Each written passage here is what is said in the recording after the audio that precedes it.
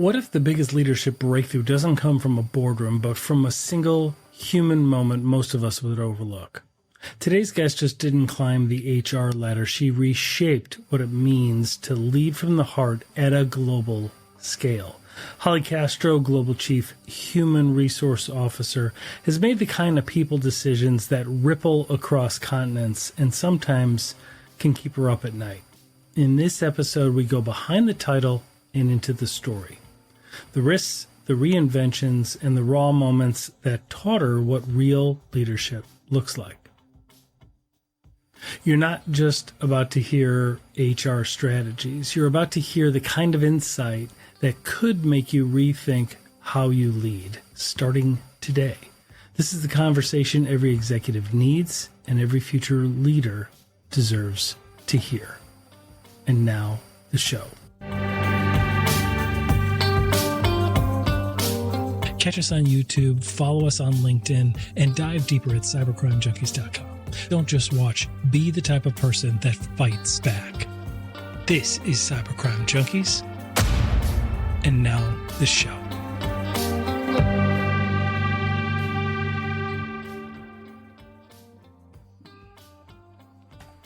All right, well, welcome everybody. And in the studio today is Holly Castro, a distinguished business leader, an advisory board member with over 25 years of experience raising shareholder value and a strategic transformation of all size of organizations and at scale.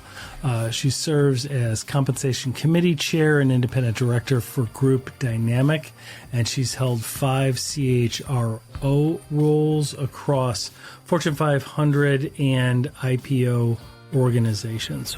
Welcome to the studio. Thank you, David. Glad to be here.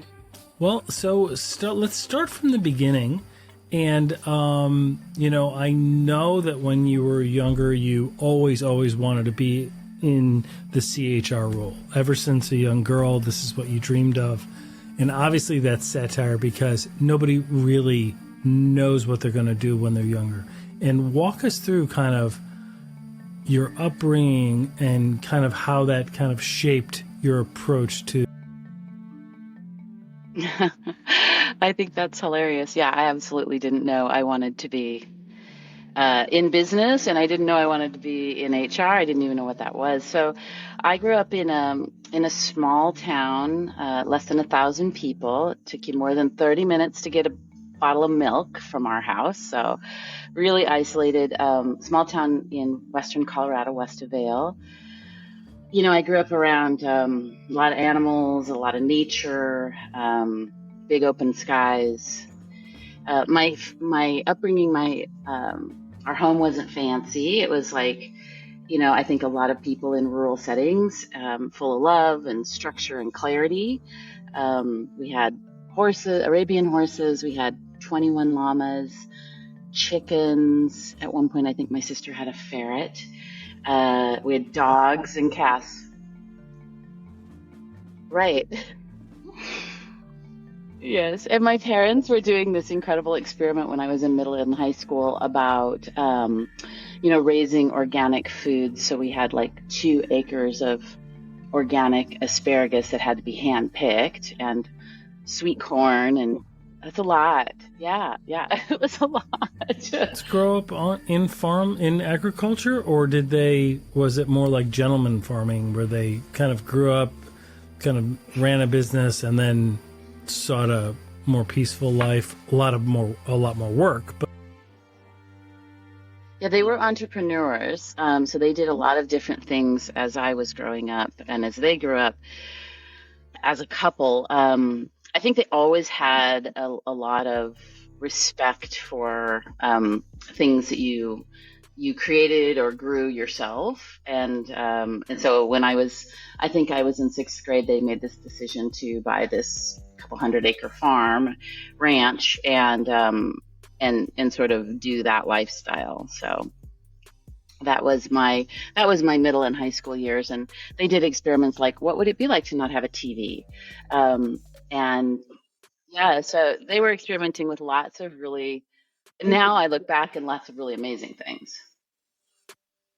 Very cool. So let's just cut through the fluff. Like were they boomers? So Yes, my they parents were the are boomer boomers. Yes. generation. Okay, so I'm Gen X. My brothers were both older. They were both boomers, and they did stuff like that with their families.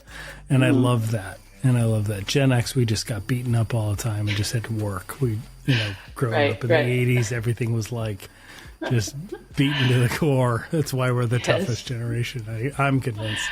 Yeah, I agree. It's just we didn't have a chance. So how did you first of all, like, for those that don't know, like CHRO roles, that entire industry, it's like Chief Human Resource Officer, right? Kind of like the lady at the Coldplay concert over the weekend that went viral. It was Chief People Officer, right? So same thing. It's in that field. No relation whatsoever between Holly and that scenario. So just putting that out there. What did you find? What drew you into when you grew up the way you did, and very kind of core, experimental, very, very interesting, a lot of good experiences, right? Good values. How did you wind up? Like, what did you initially go into school for, and then how did you make that transition into people management? Yeah. So when I was 15, I told my dad that I wanted to study abroad. And he said, fine, you can study abroad. You have to pay for it, or at least you have to pay for half of it. And you have to go someplace where they speak a different language. And I didn't speak any other languages. So I did everything I could to learn the basic amount of French that I needed to learn. And I went and did an exchange program in Switzerland for a little over a year in French-speaking Switzerland. And that sort of changed the course of my life in that I called my dad while I was in Switzerland and said, I don't want to go back to high school. I want to go straight to college. And he really helped me figure out how to get from, not even having graduated high school to going straight to college. I went to Colorado State for a first year because I had studied French and Italian in Switzerland. I was able to place almost completely out of undergraduate French and Italian as like a 16, 17-year-old. And that was just luck, happenstance of the school that I went to. But, so that sort of set my college trajectory on a certain path. And I decided to study languages because I didn't really know anything else. After 1 year at Colorado State, I realized I wanted a smaller environment, so I went to a college. It was really, especially for a really young person. Yes, yes, and I just found that it wasn't super challenging. So I went to a really small liberal arts school in Vermont, and I went to a school called Marlborough College. It got bought. So it's in Southern Vermont. And I did my degree in something super useful if you want to be an interpreter. I did my degree in simultaneous and consecutive interpreting of French and Italian. Right.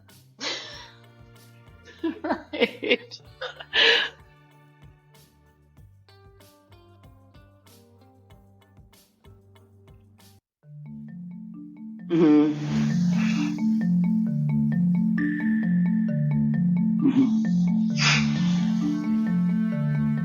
Go into the FBI.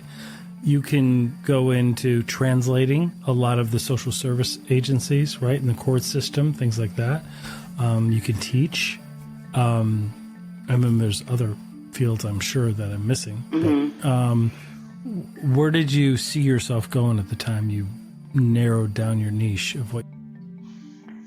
I thought I would work at the UN as an interpreter or doing something with my languages. It's funny you said the FBI. When I was doing my MBA, I was heavily recruited by the CIA, and decided at the end that sort of lifestyle probably wasn't a good match for me, from my values and just how tight I am with my family. And yeah, so it wasn't for me, but But once I graduated, I actually went to work in Italy as an interpreter and a translator, and I realized I really liked being in the conversation, not being the flow through of the conversation. And so right, right. Or I wanted to ask questions. Stay with us. We'll be right back. Most business leaders have a fatal flaw which results in their growth being interrupted or stopped terminally. They ignore the mountain they're about to crash into, distracted by the focus on revenue growth. Until it's too late. Don't become another fatal business statistic. Keep your cybersecurity modern so you can grow without interruption. Stay competitive. Get NetGain. Stay focused on your growth and funding. While NetGain keeps your technology always available with expert-level cybersecurity services to stop breaches in their tracks, all at a fraction of the cost of managing it yourself. Don't wait for a technology disaster to interrupt and cripple your growth. Speak with a specialist today. Contact NetGain Technologies today at 844-777-6278 or reach out online at netgainit.com. That's 844-777-6278 and netgainit.com. Grow your business uninterrupted. Contact NetGain today.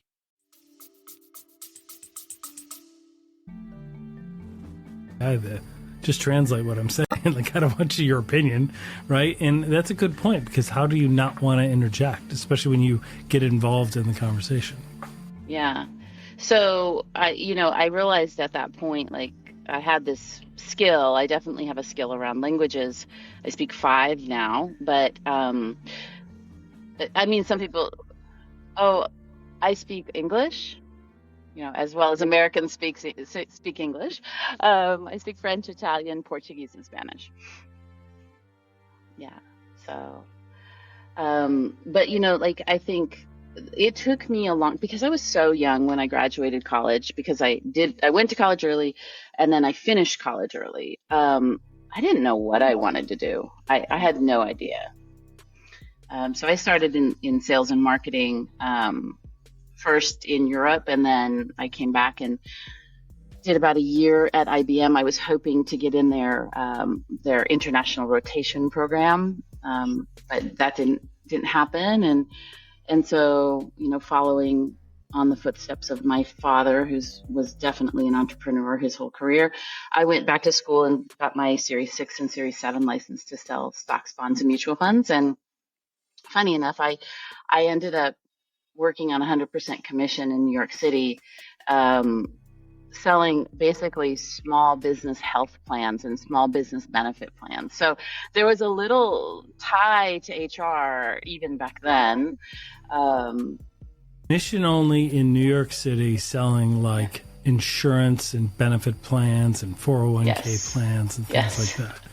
Yeah, I can't imagine something more boring. That's cool. Like that, more boring and more scary. Like, if I didn't sell, I didn't eat. Yeah, well, as a young person, you can do that, right? Like, you can do the all commission thing. This series certifications and licenses are excellent. I mean, you can do that. You can trade. There's a lot there. So how was that experience? Or let me ask you this. What lessons did you learn in that experience that kind of shaped you, or that helped you understand what's needed for strong leadership? I learned, I already knew this just from a lot of experiences, but I strengthened my tenacity and my perseverance. Just really, like, you don't want to go do it today. You need to go do it today. I learned that I really work well under stress, but there's a certain lever around, like, some degree of comfort is required for me to be my best self. Like, having a small salary would have been really great.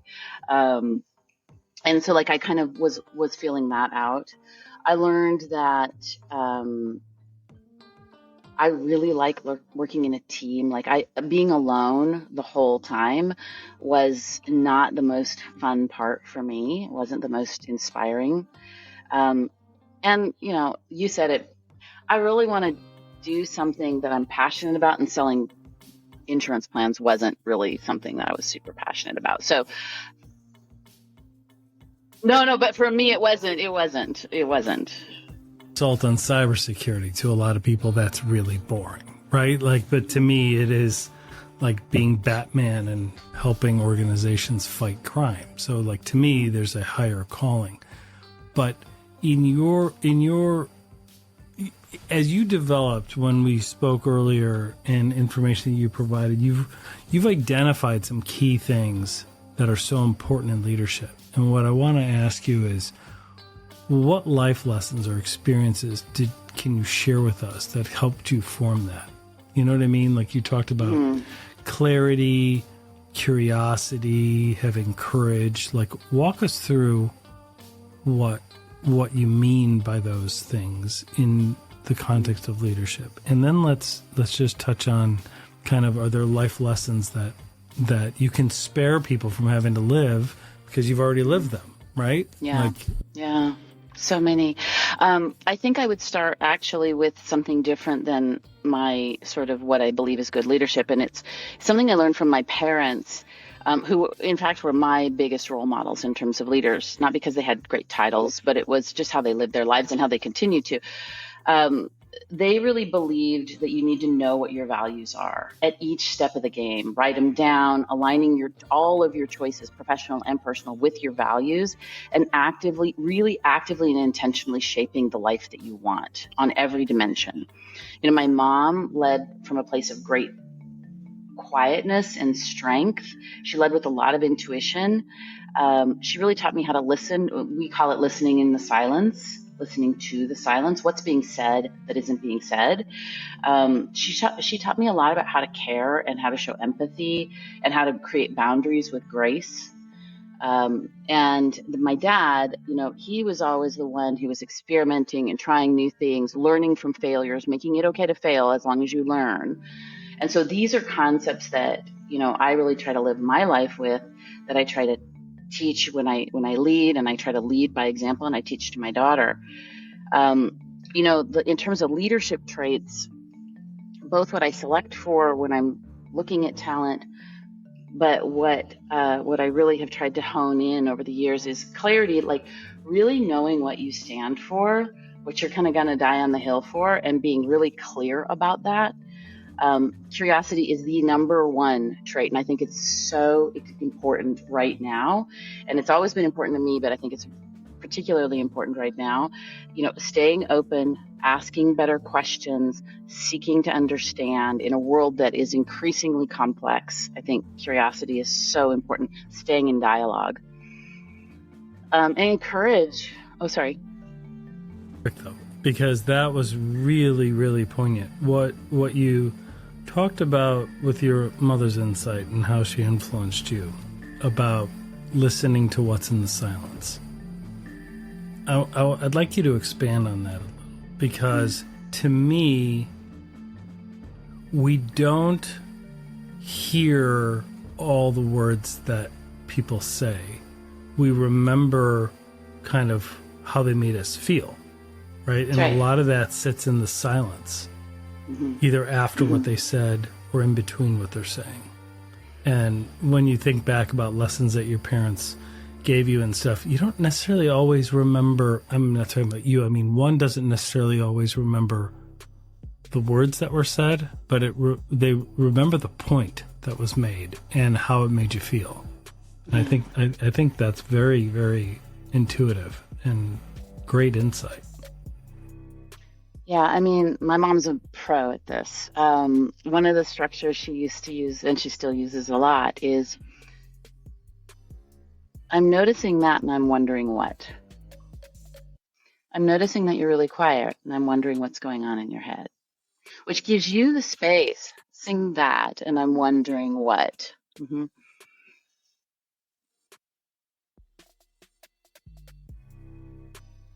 Mm-hmm.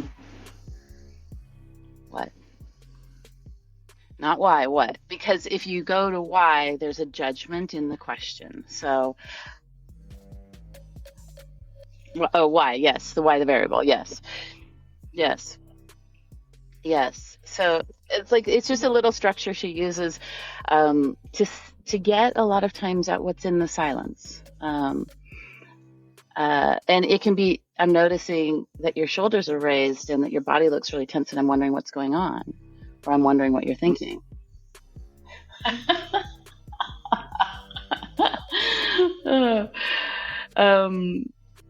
So, in terms of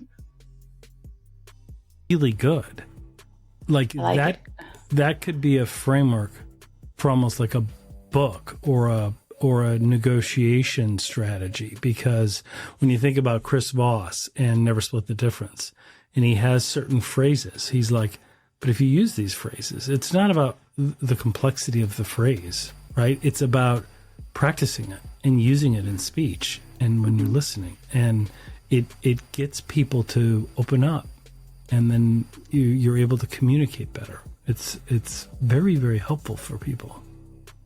I think the other one that she always would use was the 5 whys, and she would make us click 5 times down on why we wanted that, why we were thinking that, why we had that way, why we were being so oppositional, why we were, what's that about? Or she would use a more Socratic question like, what's that about?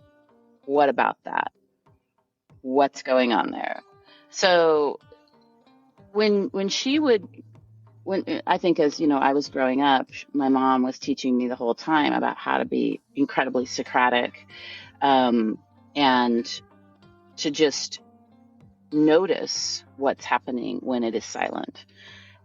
Sometimes someone's not in touch with it, or they're not really willing or ready to talk about it, and that's fine too. It takes a lot of courage to ask about it, and then to listen to what they actually are saying, and to stay curious about what they're saying, not thinking about how you're going to respond. Well, and curiosity is important, right? I mean, today, unlike 20 years ago, 30 years ago, it's a much noisier world, right? There's so much information, and so much of it is noise, right? And really being curious, and when you hear somebody speak, like when they talk, it matters to them. And oftentimes what they'll say are almost like keywords coming across a page. And if you're curious, you want to double click on some of those keywords. You want to be like, what does that mean? Or tell us more about it. Absolutely. It's my favorite. Like, if you asked my 21-year-old daughter, she'll say, my mom's favorite saying is, tell me more. Like, it's something I say all the time, every day, because I'm really curious about what is it that you mean by that, because what I may be interpreting what you mean, it may be completely different than what you actually mean. And then there's the whole, Gen Z lingo and alpha lingo that you're like, wait, what do you actually mean? What does that word mean?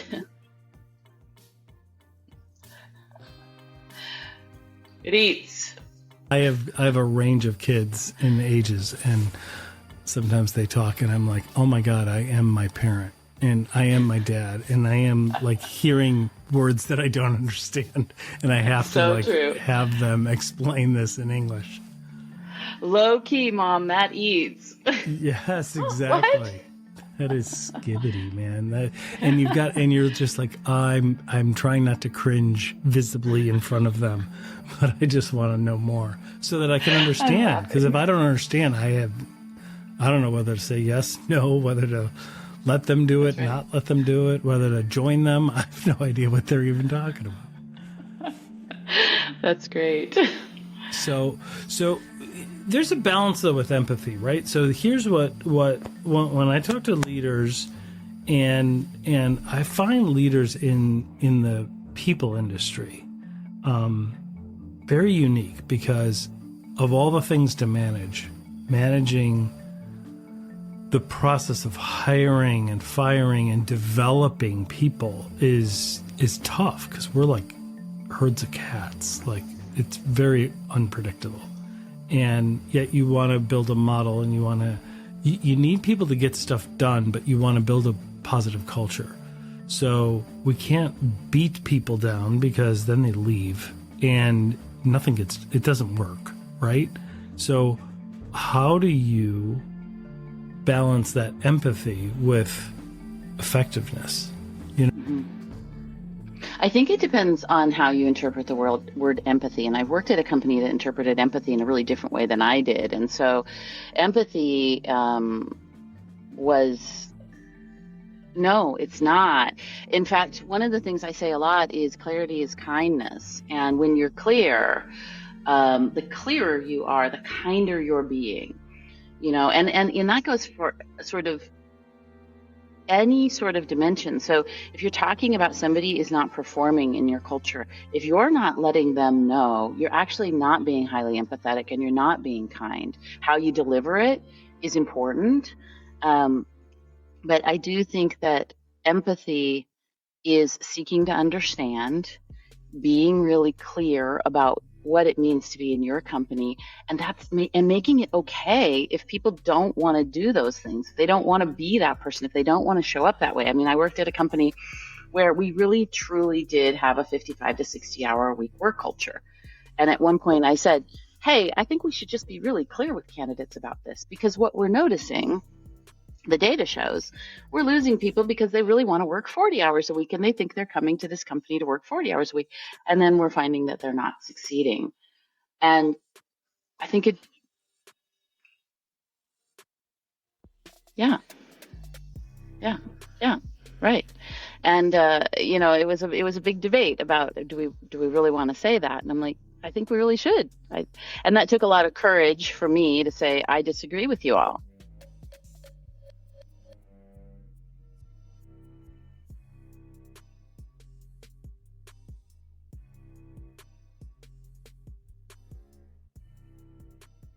Well, and it took a lot of courage to say, I don't think we're being truthful. And that cuts to the core of, if we're not going to be truthful with folks, then they get to be upset with us later. And so for me, when I think about empathy, it's really about co-creating and creating a shared value between the employee and the employer, where both parties are getting value out of the situation. It's right now, I think it's a really tricky time. And Gen Z is diversifying their risk big time because they don't have a lot of trust that it's going to be a mutually beneficial situation. And so what you're seeing is a lot of diversification of their risk. Factors in younger generations entering the workforce, right? Because on the one hand, when I was that age and coming up, right, we had example of generation exceeding another generation. And if you do these things, you'll have a better life, and you do this work for the organization, and people would stay at an organization, and an organization was generally loyal to hard workers or performers.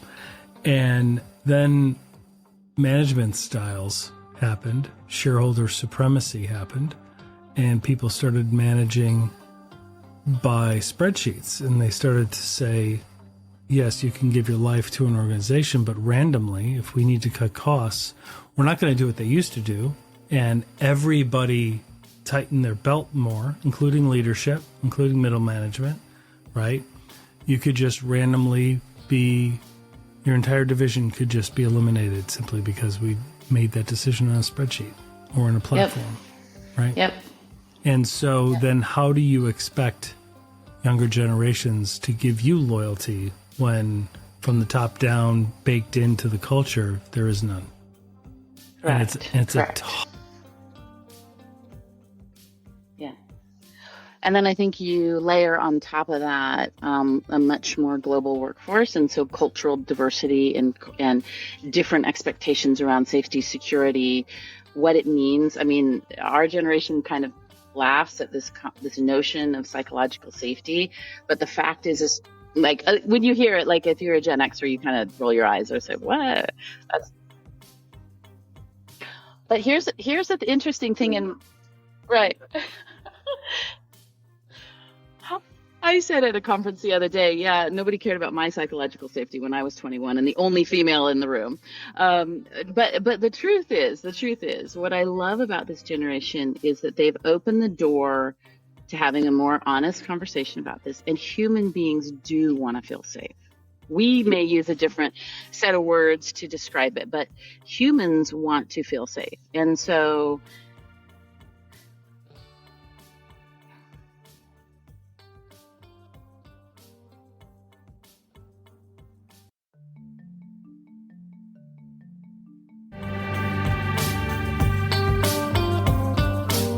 This is Cybercrime Junkies, and now the show.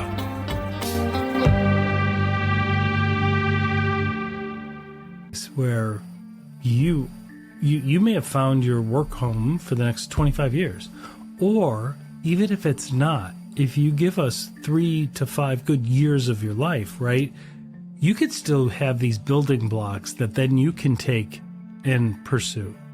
Future, like you could still get really good experience and have some great lessons and great skills that then you become extremely marketable and extremely in demand. And so there's still a balance there of benefits for joining, even though the traditional view of, oh, come join our family and we'll always take care of you. Nobody believes that anyway. So at least being upfront about it and saying, look, while you're here, if you're good, we'll be good, right? And it'll be good for you.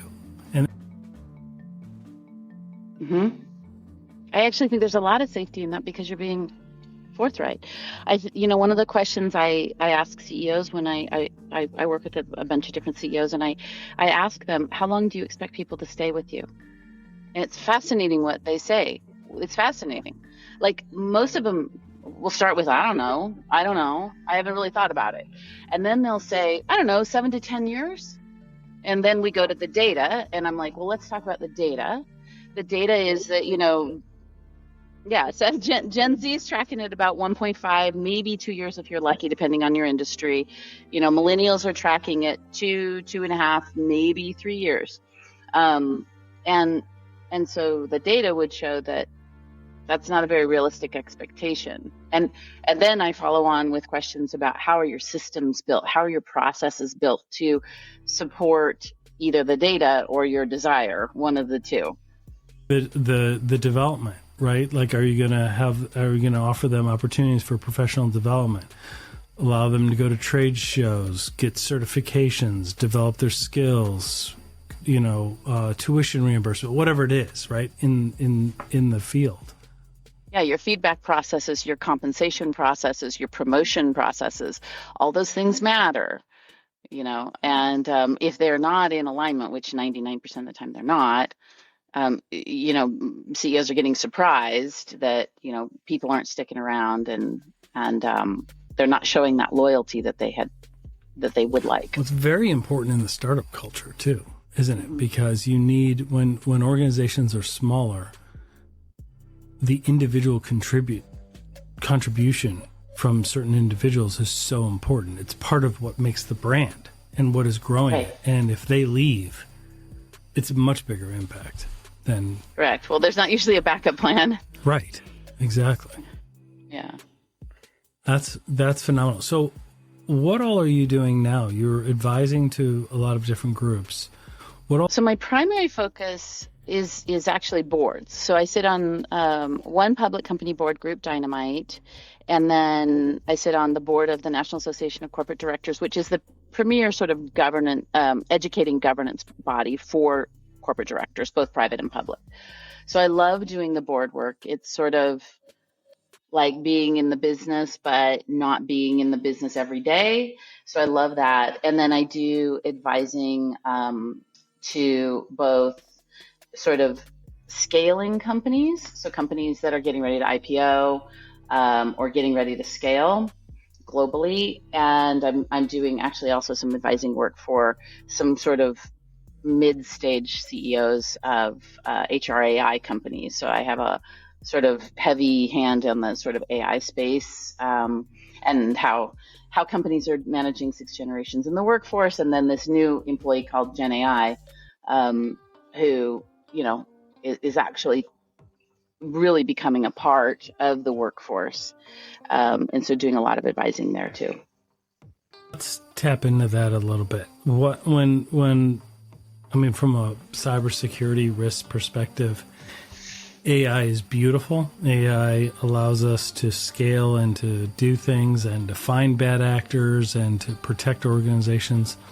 In the same sense, AI has really impacted social engineering and the ability to damage organizations, right? And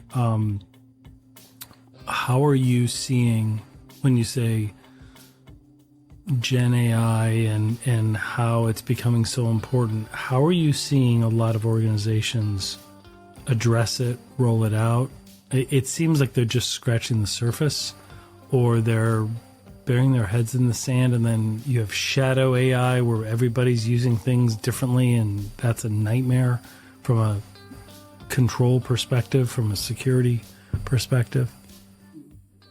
Yeah, so I speak to board directors a lot about this, and I would say we're at the very, very, very beginning, but it's moving faster than the internet moved. So I was in the Bay Area and Silicon Valley when the internet was kind of coming online, when smartphones were coming online. I worked at Cisco at that time, which was sort of a thought leader in this space, the internet of all things. So this is moving faster. It's learning faster. I believe it will have a bigger impact than the internet did over time. And so board directors, I think, are coming to understand that this is actually here to stay. It's not a fad. This is going to be something that's here. And that took a minute for them to understand that. And I talk about board directors only from the perspective that if you think about the CEO as the person leading the company, the board is leading the CEO. So those interactions or those relationships are really important. Because no biological human, as bright or brilliant as they may be, or well educated or well experienced, they don't know everything. They don't have but to have a team to get guidance from, or to say, here's our initiative, but to have questions that others haven't thought of, right? Because they're in their bubble, is very useful. I find some of the best decisions are that. I think there's still a strong role and need for executive leadership and speed and agility, right? Because you can't manage by committee. That's ineffective, generally speaking. But having the guidance and the counsel from it is a good mix, in my opinion. I don't know. I like the work, and I really I think when boards are working effectively together, it can be really powerful and really positive for the shareholder and for the employee and for everyone, for the customer. So, I think in terms of what am I seeing, I feel like we're very, very early. And I think that it's a really big buzzword right now. I always ask people, like, how do you use AI? Where do you use AI? What AI do you use? How are you using it every day? Like, my entire world is wrapped up in trying, experimenting, seeking to understand, building better prompts. And to me, because I have really pushed myself personally, both on my personal life and my professional life, to use AI very, very actively, it's hard for me to imagine people not using it.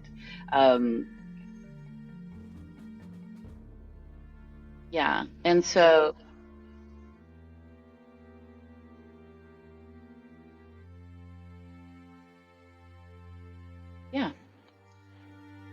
It is there, like leveraging AI to get you there, and then because it really does a lot of the hard work and the bulk, and then you still need that human element to customize it and to really understand the context, or to vet what it gives you, right? Exactly. To judge it, to make sure, like, it doesn't have experience. And, I always think of it as this wicked smart MBA intern that is like so brilliant, but also has no life experience or professional experience, and so, or very little. And so I'm like, okay, and I coach it like that.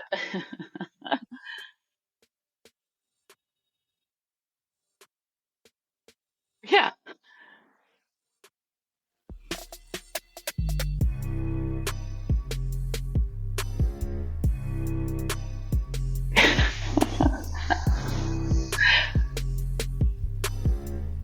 Right.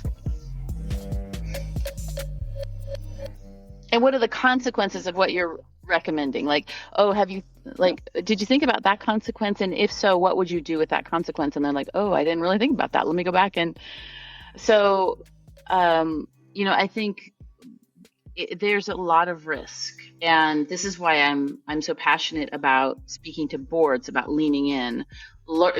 There was a period of time where boards needed to be financially and fiscally literate. And if you weren't fiscally or financially literate, you really weren't adding a lot of value on the board. If you didn't know how to read a balance sheet, an income statement, a cash flow statement, understand how the company made money, the trade-offs the company was making, you weren't adding value.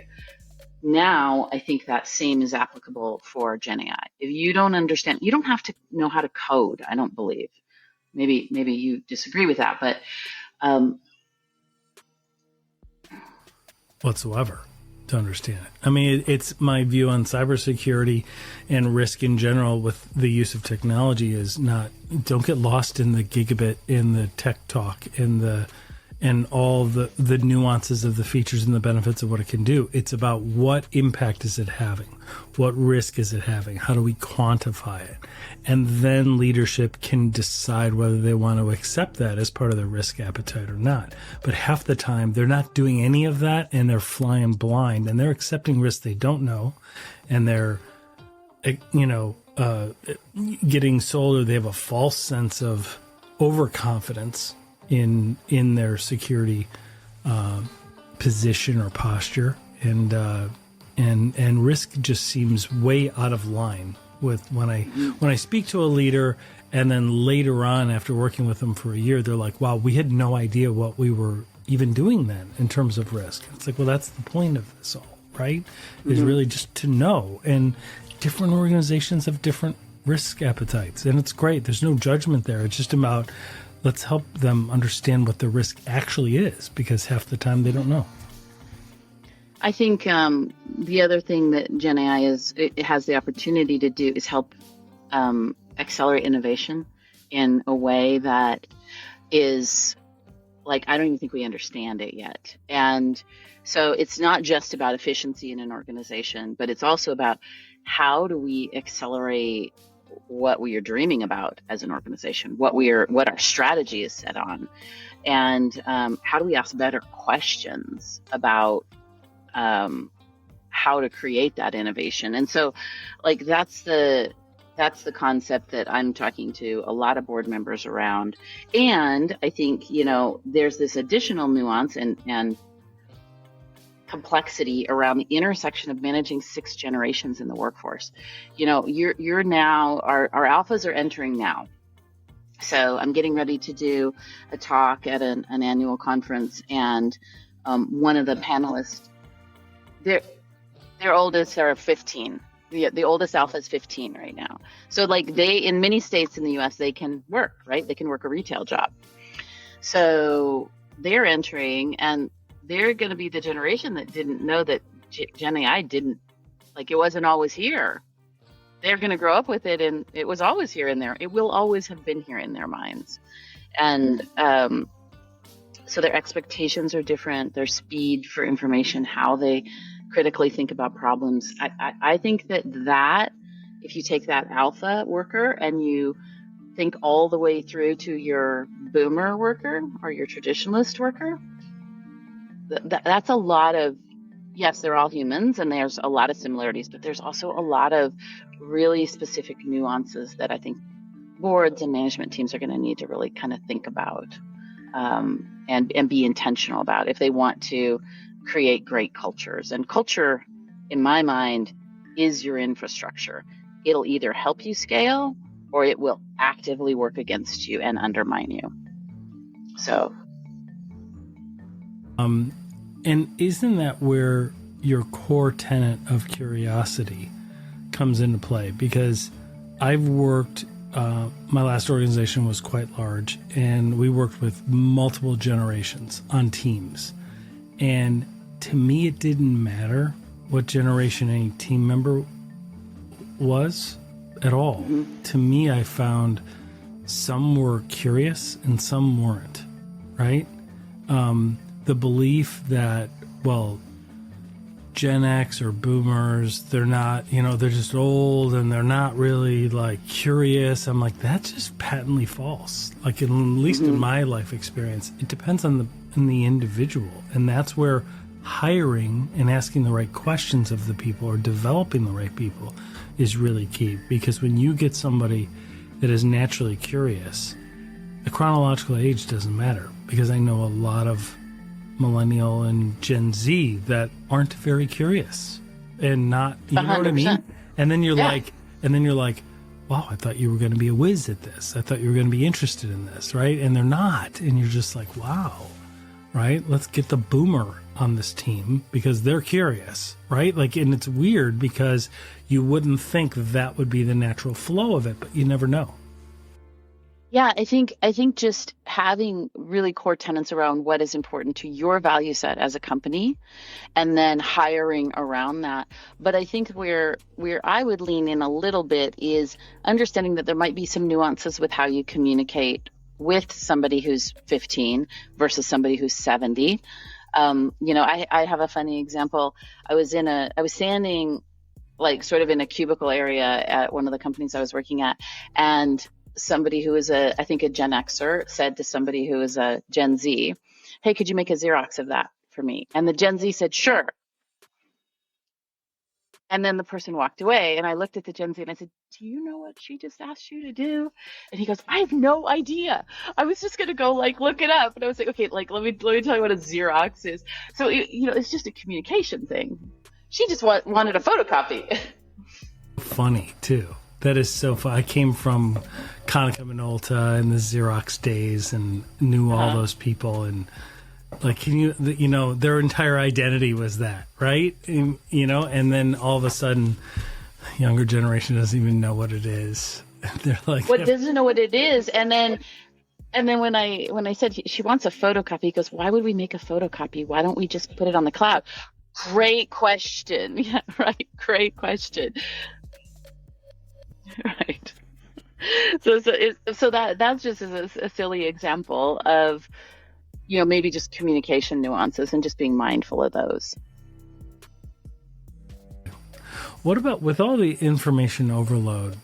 How are organizations tackling burnout? And, and I don't want to, it's not necessarily mental health. It is to some degree, but mental health it covers a vast array. But what's your take on that? What are you seeing? What's your observation? Well, I think that humans just went through the last 10 years have been really challenging, from the pandemic to post-pandemic to lots of geopolitical stressors to the conversation about mental health issues being opened up. And whether they were always there, I'm not sure if they were always there and we weren't actually willing to talk about them in companies, or if they're just there now. And then you've got all, depending on where you live in the world, you've got lots of stressors around political strife. And so I think this has a dramatic effect on people's mental health. And, the last company I worked for was European. We had a huge population in Amsterdam, and, there's a lot more employee protections in Europe than there are in most states in the US. And people aren't shy about, like, if they're not feeling psychologically safe or they're not feeling mentally well, they will go seek help. And I think employers that don't understand that and feel like they can just kind of strong arm folks they're going to lose in this equation. So correct. Or the talent that just goes home and you still have to hold a position for, due to local laws. And so there's an expense to that as well. So I think having frequent pulses, this concept of annual surveys or whatever. I'm not a big fan personally. I think in this day and age, you need to be frequently checking in, not too frequently, because on any given day, any human can feel good or bad. But if you can start to get relatively frequent trends about how your employees are feeling, how they feel has a direct correlation to what they produce. And I think the most important thing in this whole equation is trust. I say transformation happens at the speed of trust. If you want to transform your company, if you want to grow your company, if you want to scale, if you're changing strategies, whatever, if they don't trust you, they won't follow you. They may not leave you.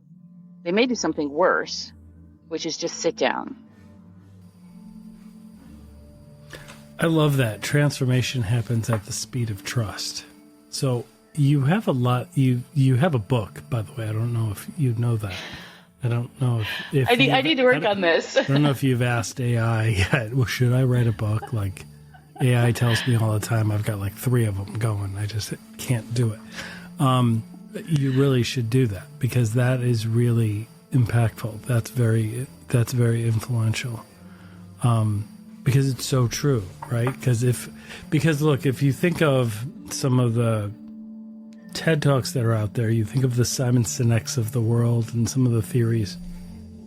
It's true, though, because when people believe what you believe and they trust you, right, then you're going to get somebody that's going to work for the same mission and give blood, sweat, and tears, as opposed to check in, do only what's told, stay only in my lane, and check out. And they're there just for the paycheck. Mm-hmm.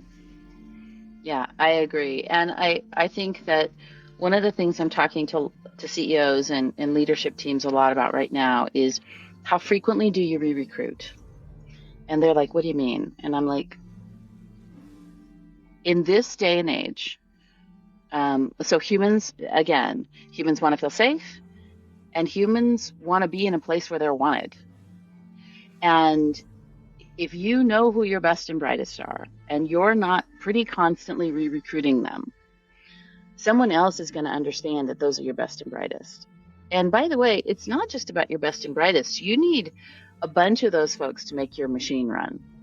So this concept of re-recruiting people, checking in with them, understanding how they're feeling about their trajectory at your company, about what they're learning, about how they're being paid.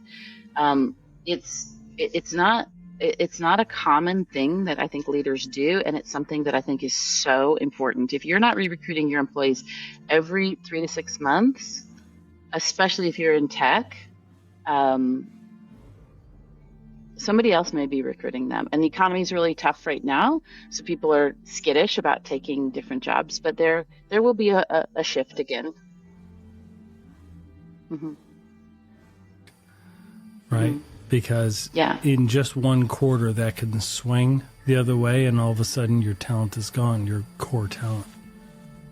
And this isn't about giving them something like, I mean, it may be, but usually it's not about money. It doesn't necessarily equate to spending more money. It's more about what you're doing with the human resources you have and the platforms that you have and the tool sets that you have. Like, how are you checking in on them?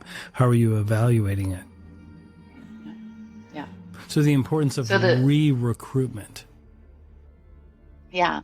And re-recruitment is particularly important in my mind, in my experience, after big events. So if you had to do a layoff, which a lot of companies had to do layoffs recently, re-recruiting those people, telling them, why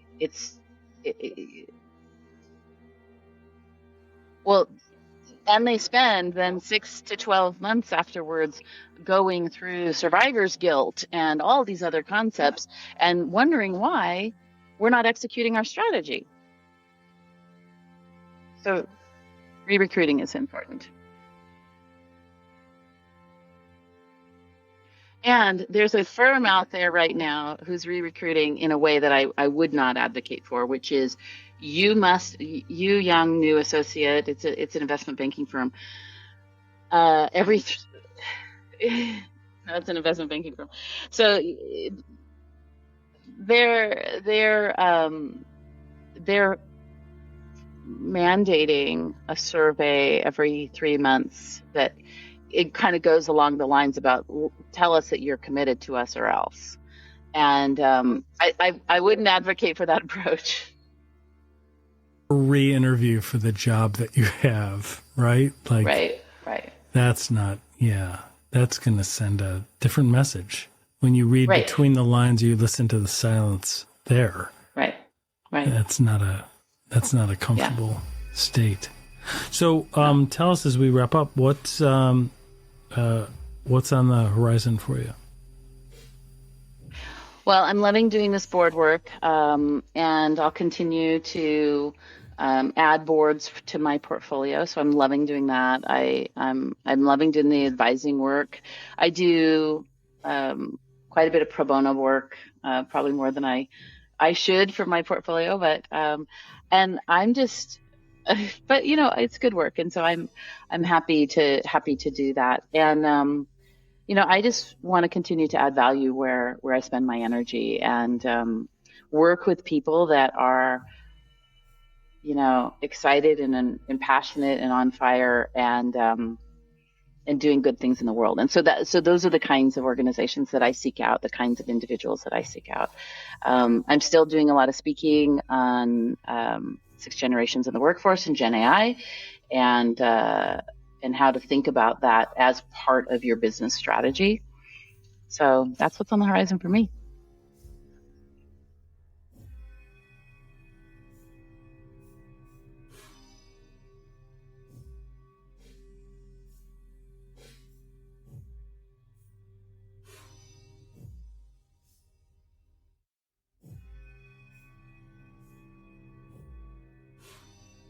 Sounds great. I will do that.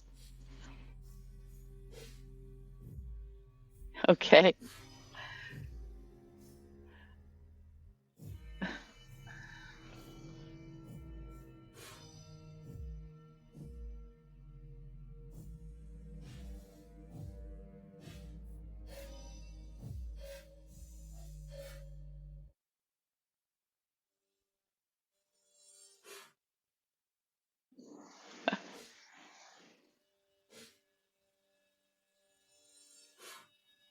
I love finding those books. So. Okay. Well, that's a great challenge. I'm on it. I'm actually writing one right now, but it's not the one you're talking about. Yeah, just if you're going to use AI, just only let it get you like 70, 80% of the way there. 100%. 100%. Yeah, 100%. Like an AI book. 100% I agree with you. Sorry. Yeah, I'm done in 10 minutes. I wrote my book. I'm done. It's ready to be published. No. You got to have your fingerprints on it. It's important. That's good. Well, this was a pleasure. Thank you so much. No, we really appreciate it. So thanks for the insight. That was great. I literally was taking notes. So that's really good. Wow. So, yeah, very good. Well, thank you so much. We appreciate it. Thank you. Thanks everybody for listening. Appreciate it. Talk soon.